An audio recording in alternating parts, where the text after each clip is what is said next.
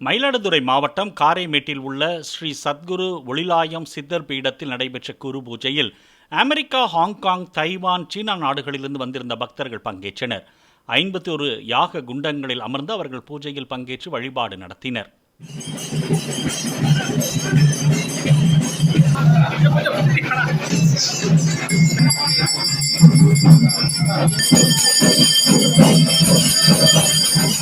Play store மற்றும் app ஸ்டோரில் இருந்து பாலிமர் செயலியை QR கோடு மூலம் பதிவிறக்கம் செய்யுங்கள்.